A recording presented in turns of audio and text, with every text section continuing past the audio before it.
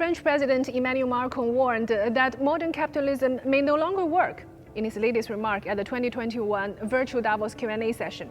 He urges global leaders focus on tackling inequality and climate change. It is probably the first time that a pro-business liberal state leader openly admits that the current mechanism of capitalism cannot function and actively looking for alternatives. He also mentioned that the world needs to move beyond the Washington consensus. Capitalism may still be able to function and will not go to its dead end, while socialism may not be the ultimate solution for all human beings. Each country shall find the most suitable system for its own development.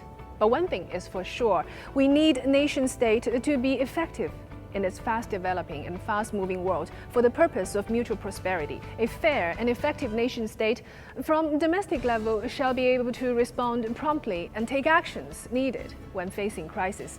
It shall be able to tackle internal problems, propelling economic development and avoiding drastic inequality. From global perspective, it should have a mechanism can work with others collectively and stay coordinated in its globalized world. Stereotype capitalism denies state intervention and trusts market can function on its own.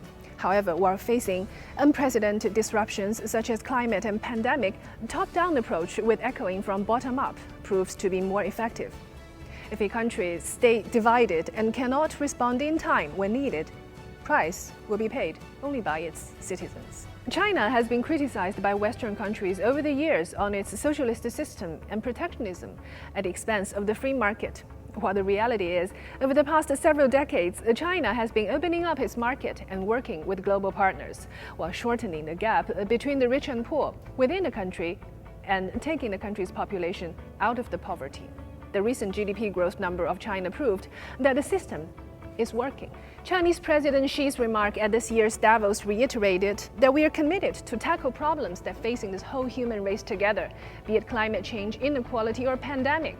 Maybe leaders in the Western countries should not be too pessimistic, as long as they truly respect the principle of market and economic development, instead of politicalizing market and trade and set double standard on other countries.